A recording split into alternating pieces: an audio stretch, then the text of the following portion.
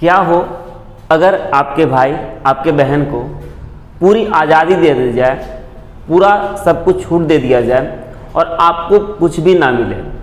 जैसे आपके भाई या बहन को घर में कभी भी आना जाना अलाउड है, फ्रीडम है पूरी तरह से, जो चाहे वो कर सकते हैं, अपने मन का डिसीजन ले सकते हैं, और वहीं पे आपके हर एक चीज़ पे पाबंदी हो। आपके भाई या बहन को पूरी तरह से अधिकार दिया गया हो और आपको उस अधिकारों से वंचित रखा गया हो, तो इस केस में क्या हो सकता है? आप खुद सोचिए, क्या हो सकता है? हाँ, आपके घर में वाद विवाद बढ़ सकता है। हो सकता है कि आपको अपने भाई के प्रति कुछ हीन भावनाएं पैदा हो सकती हैं। तो अगर ये एक छोटे से परिवार में ये ऐसा हो सकता है, तो आप सोच के देखिए कि अगर देश में कुछ वर्ग को अधिकारों से वंचित रखा जाए तो क्या कुछ हो सकता है। आइए सीखते हैं और समझते हैं, देखते हैं दो देशों की कहानियां जिसमें पावर को किसी हाथ में रखा गया, कुछ लिमिटेड हाथ में रखा गया, तो उनके क्या नतीजे हुए और वहां पे पावर को शेयर करना कितना जरूरी था। स्टार्ट करते हैं हम लोग क्लास 10th का फर्स्ट चैप्टर जो सिविक्स का है, जिसका नाम है पावर शेयरिंग। जी हाँ, मैं हूं नितिश सिंह और आप देख रहे हैं ट्यूशन प्लस। ट्यूशन प्लस देख रहे हैं, इसका मतलब आप अपने नॉलेज में कुछ ना कुछ प्लस कर रहे हैं। आइए सीखते हैं और जानते हैं दो देशों की कहानियां क्या है। तो हमारा चैप्टर स्टार्ट होता है, सबसे पहले हम जान लें कि इस चैप्टर में क्या क्या चीजें हमको पढ़नी है। ठीक है, एकदम दिमाग पे लोड नहीं रहना है, एकदम शांति के साथ बैठा रहना और प्यार से धीरे धीरे समझते रहना चीजों को और पढ़ते चलना है। ठीक है, तो इसमें सबसे पहले हम बात करेंगे स्टोरी ऑफ बेल्जियम।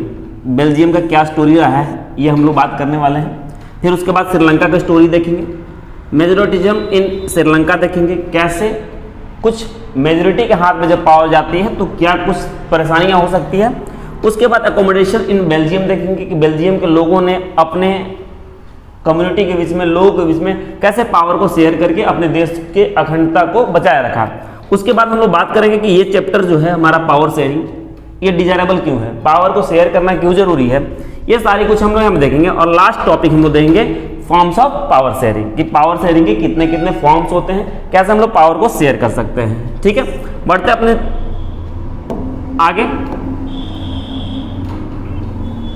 देखिए, सबसे पहले स्टोरी ऑफ बेल्जियम का बात करें हम लोग। ठीक है, ये हमारा बेल्जियम का मैप है, जैसे आप देख सकते हैं।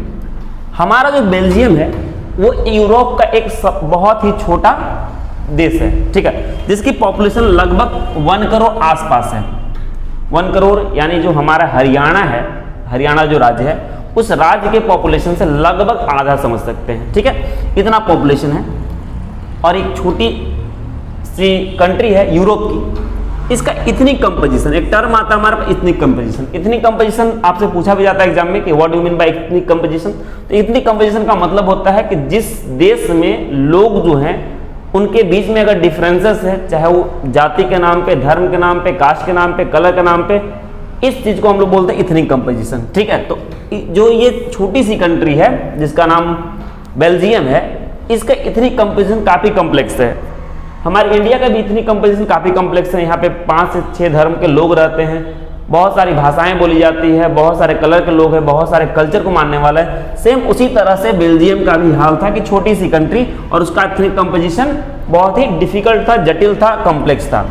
देखेंगे कि इसमें जो इथनिक कंपोजिशन है इसके बारे में अगर हम बात करें तो यहाँ पे 59% जो लोग रहते थे वो फ्लेमिश रीजन में रहते थे। एक्चुअली क्या था कि बेल्जियम आप देख सकते हैं कि 2 हिस्सों में बटा हुआ है। ठीक है, 2 हिस्सों में बटा हुआ है। ये ऊपर वाला जो रेड आपको दिख रहा है ये हमारा फ्लेमिश रीजन है। ठीक है, और ये जो ग्रीन वाला दिख रहा है आपको ये हमारा वैलोनिया रीजन है। ठीक है, तो बेल्जियम मेनली 2 हिस्सों में बटा हुआ था, एक फ्लेमिश रीजन और दूसरा वैलोनिया रीजन। ठीक है, और यहाँ पे जो लोग हैं वो रहते थे, उनका क्या स्थिति है देखेंगे कि जो 59% लोग हैं वो कहाँ पे रहते थे, वो रहते थे फ्लेमिश रीजन में। ठीक है, और वो लोग जो है डच लैंग्वेज बोलते थे। जो फ्लेमिश रीजन में रहने वाले लोग हैं वो क्या बोलते थे, डच बोलते थे। ठीक है, उसके बाद अगर हम बात करें कि जो बाकी की 40% लोग हैं वो कहाँ पे रहते थे, वो रहते थे वैलोनिया रीजन में। और वैलोनिया रीजन में रहने वाले लोग जो है, जो 40% है, वो क्या बोला करते थे, वो बोलते थे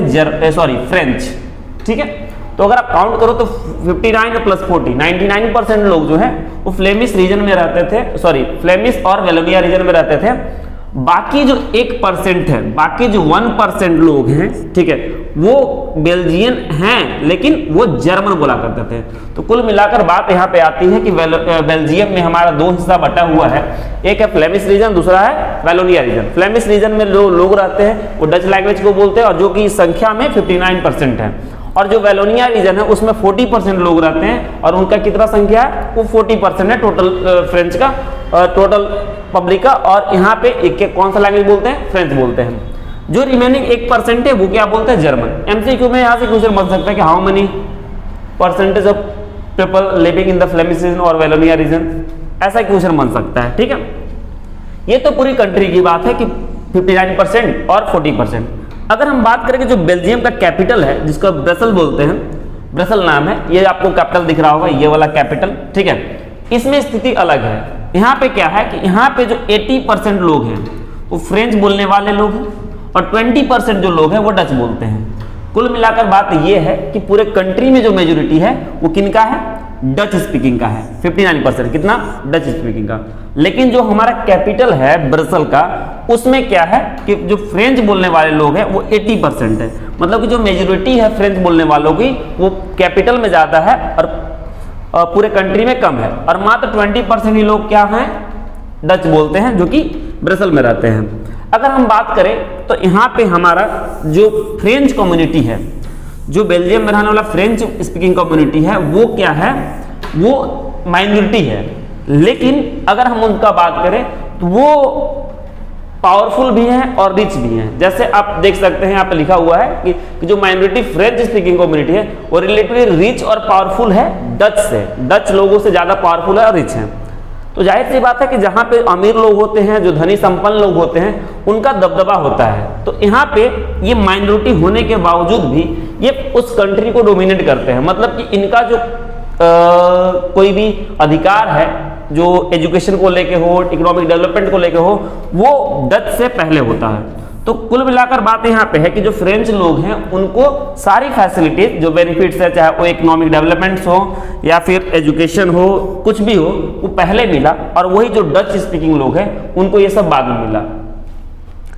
अगर हम बात करें कि ये चीजें जो थी, एक तरह से फ्लेमिश रीजन में रहने वाले और वेलोनिया रीजन में रहने वाले जो लोग हैं, जो डच और फ्रेंच बोलने वाले लोग हैं, इनके बीच में एक तरह का डिफरेंस क्रिएट कर रहा था, क्योंकि जो फ्रेंच वाले लोग थे वो ज़्यादा धनी संपन्न थे और उनको हर चीज़ें पहले मिलती थी।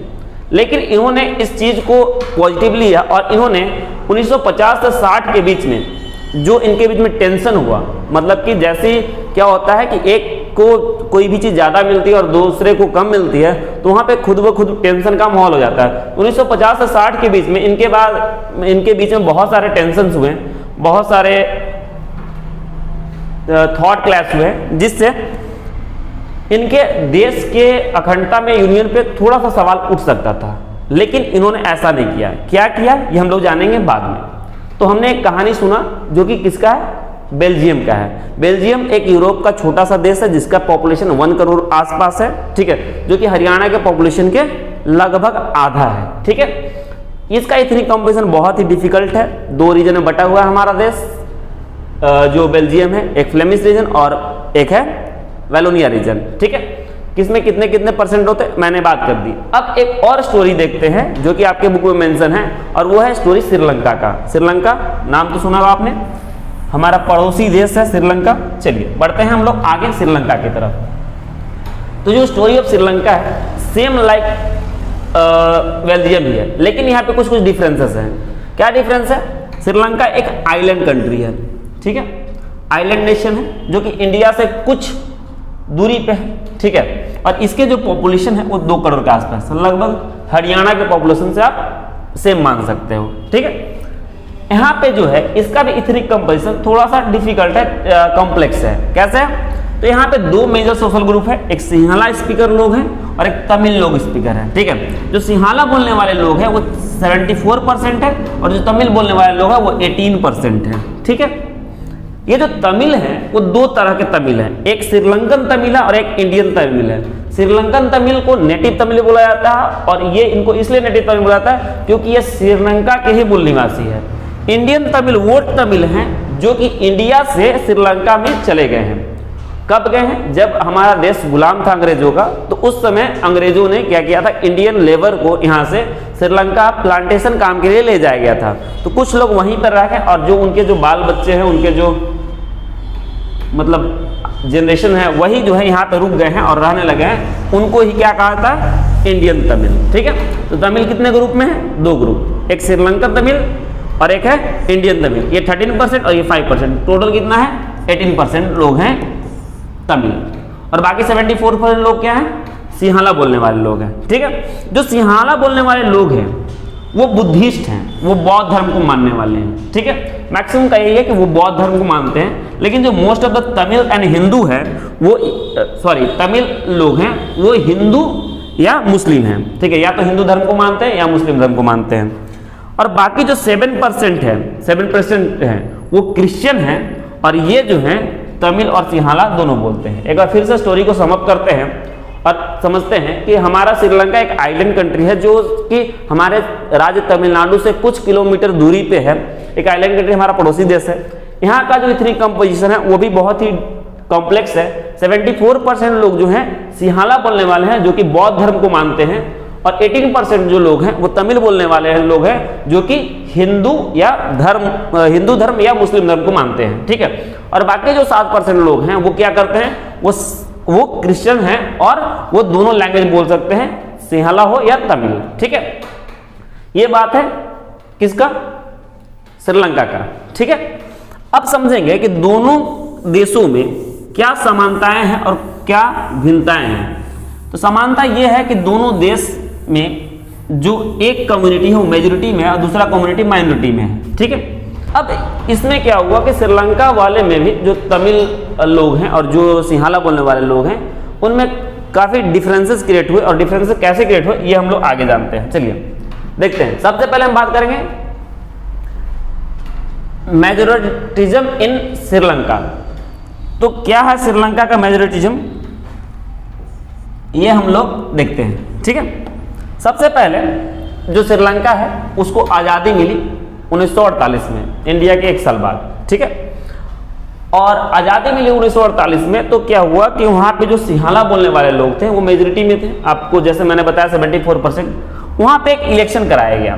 ठीक है, इलेक्शन कराया गया, एकदम डेमोक्रेटिक तरीके से इलेक्शन कराया गया, और इलेक्शन करने के बाद कि जो मेजोरिटी में थी वहाँ की पब्लिक, जो जनता मेजोरिटी में थी, जो सिंहाला बोलने वाले लोग थे, जाहिर सी बात है उन्हीं का जीत होगा क्योंकि वो मेजोरिटी में है। और लैंग्वेज के बेसिस पे वहाँ पे क्या हुआ कि जो सिंहाला स्पीकिंग पब्लिक थे वो पावर में आते हैं। ठीक है, और उनका सुपरमेसी आ जाता है वहाँ पे श्रीलंका में। ठीक है, अब जैसे ही श्रीलंका में इन लोगों का सुपरमेसी आता है तो ये क्या करते हैं कि सिंहाला बोलने वाले लोगों के लिए, जो सिंहाला स्पीकिंग लोग थे, उनके फेवर में बहुत सारी पॉलिसीज बनने लगती है। जैसे सबसे पहला पॉलिसी बना कि सिंहाला लैंग्वेज को एक ऑफिशियल लैंग्वेज का दर्जा दे दिया गया। मतलब कि जो सरकार के जो भी काम होगी वो सब किस लैंग्वेज में होगी? सिंहाला में होगी। ठीक है, दूसरी बात कि इनकी जो भी पॉलिसीज थी वो सब सिंहाला लोग के फेवर में होती थी, चाहे वो एजुकेशन का हो, यूनिवर्सिटी या गवर्नमेंट जॉब में अच्छे पोजीशन का हो, सब में किनको प्रेफरेंस मिलने लगा? उनको मिलने लगा सिंहाला लोग को।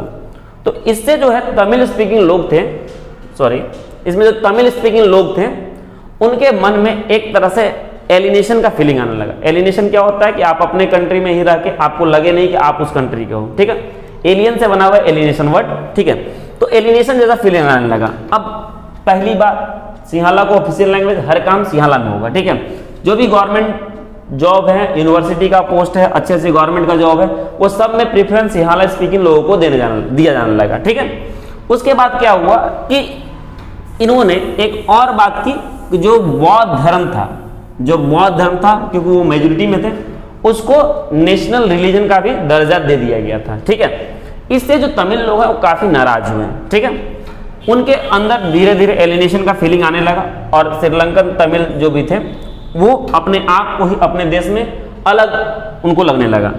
श्रीलंकन तमिल ने क्या किया कि इस हर जो पॉलिसी थी गवर्नमेंट की, जो कि सिंहाला स्पीकिंग लोगों के द्वारा बनाया गया था, उसका विरोध किया। और विरोध किया, लेकिन वहाँ पे मेजोरिटी में सरकार थी तो इसका ज़्यादा कुछ असर हुआ नहीं। तो श्रीलंका के जो तमिल स्पीकिंग लोग थे उन्होंने बहुत सारी पार्टी बनाई, बहुत सारे ऑर्गेनाइजेशन बनाए, और ऑर्गेनाइजेशन बनाने के बाद उन्होंने एक तमिल लैंग्वेज को, जो कि रीजनल लैंग्वेज था, उसको इक्वल दर्जा देने की बात कही गई कि आप अगर सिंहला में काम कर रहे हो तो जो तमिल स्पीकिंग लोग हैं उनको समझ में नहीं आएंगे। जैसे आप सपोज करो कि इंडिया का कोई भी ऑफिशियल नेशनल लैंग्वेज नहीं है, ऑफिशियल लैंग्वेज है हिंदी और को ऑफिशियल लैंग्वेज इंग्लिश, दोनों है, दोनों में काम होता है। इसके अलावा हमारे संविधान में 22 भाषाएं हैं, आप चाहें तो जिसमें गवर्नमेंट का रिकॉर्ड चाहें उसमें आप ले सकते हैं। लेकिन अगर हम ऐसा कर दें कि आज से पूरे इंडिया का जो नेशनल लैंग्वेज है वो फ्रेंच होगा, सारी काम जो होगी फ्रेंच में होगी, तो कितने लोग समझ पाएंगे? कुछ लोग हो सकते हैं जो फ्रेंच जानते होंगे, नहीं तो मैक्सिमम जो पॉपुलेशन है वो फ्रेंच नहीं जानती है। जो भी गवर्नमेंट की पॉलिसी है, जो भी वैकेंसी अगर फ्रेंच में आएगी तो मैक्सिमम लोग उसको नहीं समझ पाएंगे, तो इससे लोगों पे असर पड़ेगा। तो उसी तरह से यहाँ पे भी श्रीलंका में भी क्या हुआ था कि जब तमिल में काम नहीं हो पा रहा था तो लोगों ने क्या किया कि सिंहला के साथ साथ तमिल को भी ऑफिशियल लैंग्वेज का दर्जा मांगा। ठीक है, इसके लिए उन्होंने बहुत सारे पार्टियां बनाई। इसके अलावा जॉब, एजुकेशन में भी इक्वल राइट मांग रहे थे श्रीलंकन तमिल, ठीक है, जिसमें नेटिव तमिल और इंडियन तमिल दोनों थे। उसके बाद अगर हम बात करें कि जो बहुत सारे पॉलिटिकल ऑर्गेनाइजेशन थे, ठीक है, अगर आप श्रीलंका का मैप देखो, ध्यान से देखो, ठीक है, तो मैं आपको बताऊं कि ये जो हिस्सा है, ये हिस्सा, ठीक है, ये वाला जो हिस्सा है इसमें लगभग जो है वो क्या था, तमिल लोग रहते थे। ठीक है, मेजोरिटी पॉपुलेशन तमिल का था इस तरह। तो इन्होंने क्या किया कि जैसी पार्टी लॉन्च की और डिमांड इनका बढ़ा और फिर ये इनकी बात को नहीं सुना जा रहा था, तो इन्होंने अलग देश का एक डिमांड किया। ठीक है, बोला क्या कि हमारा देश अलग रहेगा, तमिल को अलग करो, श्रीलंका से तमिल अलग करो। ठीक है, तो इन्होंने एक जो है वो तमिल आलम नाम से बोला कि तमिल आलम, जिसमें तमिल लोगों के लिए एक नया देश बनाने की बात की। ठीक है, जो कि नॉर्थ ईस्ट, नॉर्दर्न और ईस्टर्न पार्ट ऑफ श्रीलंका था। ठीक है, और इसके बीच बहुत सारे वहां पे टेंशन हुए, और टेंशन में ये जो छोटी सी लड़ाई थी वो धीरे धीरे एक सिविल वार में कन्वर्ट हो गया। सिविल वार क्या होता है? जब किसी देश के अंदर ही किसी गवर्नमेंट के खिलाफ कोई लोग आवाज उठाते हैं और उसको लेकर अगर कुछ लड़ाई होती है देश के अंदर ही, उसको हम लोग बोलते हैं सिविल वार। ठीक है, और ये जो है सिविल वार बन गई, और इसमें हजारों जाने गई, सिंहला स्पीकिंग पीपल का भी और तमिल बोलने वाले लोगों का भी। आप देख सकते हैं कुछ तस्वीरें हमने लगा रखी है, ठीक है, जो कि इस टाइम के था। आगे बात करेंगे हम लोग कि ये तो श्रीलंका की कहानी कि श्रीलंका में एक को अधिकार नहीं दिया गया तो किस तरह से बर्बादियां हुई, कितने जाने गए उसमें। उसी तरह से बेल्जियम ने अपना एक अलग सा मॉडल अपनाया, और बेल्जियम में क्या किया कि इनके बीच में भी डिफरेंसेस थे, और ये भी लोग जो है इतनी कम पोजीशन से काफ़ी अलग थे। तो लेकिन इन्होंने क्या किया कि 1970 से लेकर 1993 तक जो बेल्जियम था, जो इन्होंने एक कॉन्स्टिट्यूशन बनाया था, उस कॉन्स्टिट्यूशन को लगभग 4 बार सुधारा। बोला क्या कि नहीं, हमको सारे पीपल को एक साथ लेके चलना है, सारे लोगों को एक साथ लेके चलना है, और ये 4 बार इसको सुधारें ताकि सबको एक साथ जमा रखा जा सके। ठीक है, दूसरी बात, जो बेल्जियम का मॉडल था, जो कि देखने में काफी तो डिफिकल्ट लगता है, इमेजिनरी लगता है, लेकिन सच में ऐसा है। क्या हुआ कि जो कॉन्स्टिट्यूशन था उसमें आप याद करो तो 59% लोग जो थे वो क्या बोलते थे, डच, और 40% लोग क्या बोलते थे, वो बोलते थे फ्रेंच, और 1% लोग क्या बोलते थे, वो बोलते थे जर्मन। ठीक है, यही था। लेकिन जो कैपिटल था उसमें 80% फ्रेंच बोलने वाले थे और 20% डच बोलने वाले थे। लेकिन क्या किया कि कॉन्स्टिट्यूशन में सबसे पहले कि सबको इक्वल मिनिस्ट्री दी गई, मतलब कि जो कम संख्या में है और जो ज़्यादा संख्या में है उनको भी क्या दिया गया, जो मिनिस्टर थे, जो डच स्पीकिंग और फ्रेंच स्पीकिंग, उनको क्या किया गया, इक्वल मिनिस्ट्री दिया गया, मतलब कि मिनिस्टर जो है इक्वल बनाया गया।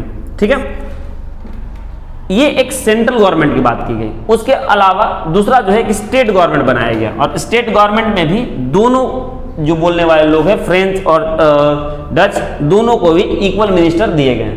ठीक है, सेंट्रल और स्टेट गवर्नमेंट के अलावा ब्रसल्स की जो गवर्नमेंट थी उसको अलग रखा गया, और ब्रसल्स के गवर्नमेंट में भी क्या था कि जो भी कम्युनिटी के, दोनों कम्युनिटी के लोग थे वो इक्वल मिनिस्टर बनाए गए। इसके अलावा तीसरा टाइप का जो गवर्नमेंट था वो था कम्युनिटी गवर्नमेंट, जो कि किसी भी कल्चर, एजुकेशन या लैंग्वेज से रिलेटेड कोई भी इशू के ऊपर अपना डिसीजन ले सकती थी, अपने कानून बना सकती थी। ठीक है, तो ये है हमारा एकोमोडेशन इन बेल्जियम। तो आप देख सकते हैं कि श्रीलंका में यही चीज़ था और बेल्जियम में, लेकिन दोनों देशों ने इस समस्या को बहुत ही अलग अलग तरीके से लिया और यहाँ पे एक में जो है एक देश में एक सिविल वार हो गया और दूसरे देश ने इस चीज़ को बहुत अच्छे से हैंडल किया। क्या था डिफरेंस इसके दोनों के बीच में? तो वो था difference the sharing of power, कि अगर आप पावर को शेयर करते हैं, मैक्सिमम लोग को पावर देते हैं, ठीक है, तो मैक्सिमम लोग खुश रहते हैं और सिविल वॉर जैसे जो डिफिकल्ट समस्याएं हैं वो नहीं हो सकती है। ठीक है, तो बात आता है कि पावर शेयरिंग क्यों जरूरी है, क्यों हमको पावर शेयरिंग करना चाहिए। इसके मेन दो कारण हैं। पहली बात कि अगर आप पावर शेयर नहीं करते हो तो आप उसको डेमोक्रेसी नहीं बोल सकते हो। किसी भी देश का डेमोक्रेसी क्यों है? क्योंकि उसमें पावर शेयरिंग होता है। अगर आप पावर शेयरिंग नहीं करो तो डेमोक्रेसी नहीं बोल सकते हैं। मतलब पावर शेयरिंग को हम बोल सकते हैं कि power sharing is the spirit of democracy. Democracy का स्पिरिट है, आत्मा है। अगर आप पावर शेयर नहीं करते हो, हम राजा हैं, बाकी सब प्रजा है, जैसे हम चाहेंगे वैसे होगा, तो किसी तरह से डेमोक्रेसी नहीं हुआ। तो डेमोक्रेसी की स्पिरिट बुलाता है पावर शेयरिंग को।